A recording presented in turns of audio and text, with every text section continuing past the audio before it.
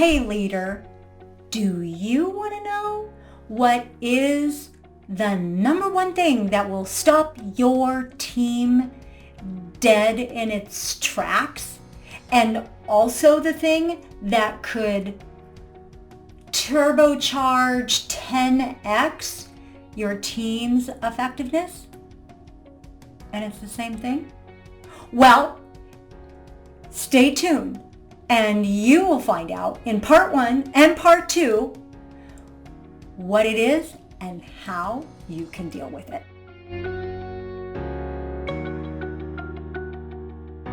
Well, you're still here, so you want to know what is, the team stopper.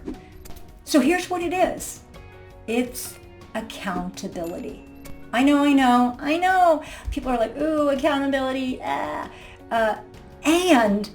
it is, when I do team effectiveness work with teams, often the thing other than trust and conflict that teams struggle with, it's accountability. So in this 2-part Smart Leader Hack, we're going to deal with accountability. And 2 pieces of it particularly. There's a lot we could say about accountability.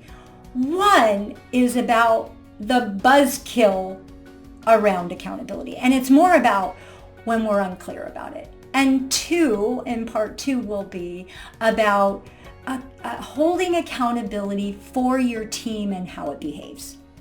So let's talk about, in this part 1, about the buzzkill to teams, which is when you have a really amazing meeting or offsite and you've gotten jazzed about what the team is up to and what's going to get done, and the meeting is wrapping up and there is no clarity around the commitment and accountability around the do, okay? Because people walk away going, well, what are we doing and how are we going to do it? And I don't know. And the great idea or the strategy is dead in the water because there's no clarity around what we're doing, when we're going to do it, and how we will be coming back to report on that. So here is the super simple Smart Leader hack to address that. So whoever is holding the agenda for the meeting needs to have permission to hold the accountability. And here's what I mean by that. So whatever the size, length of the meeting is, we've got to have time at the end to say, okay, what are we committing to? And what are we going to do? And what is the next step and when will it get done? And that team agenda holder has got to capture and disseminate that information and or have time at the beginning of the next meeting to hold accountability or to create some kind of system for that accountability.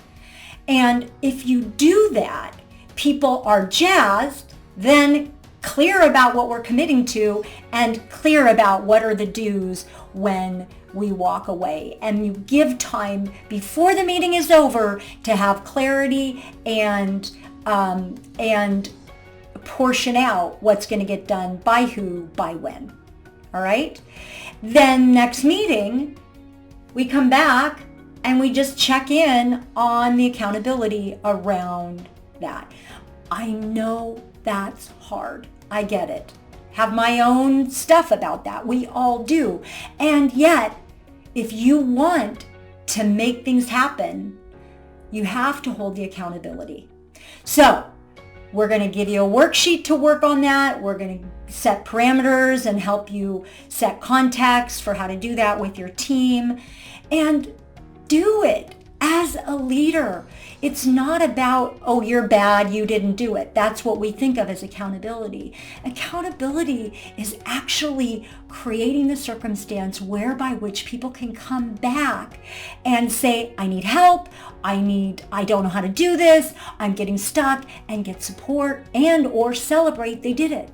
So make that happen, because your team needs you to do that. You need to do it for yourself. And it's what unlocks greatness of teams and people. So be the leader who unlocks their team.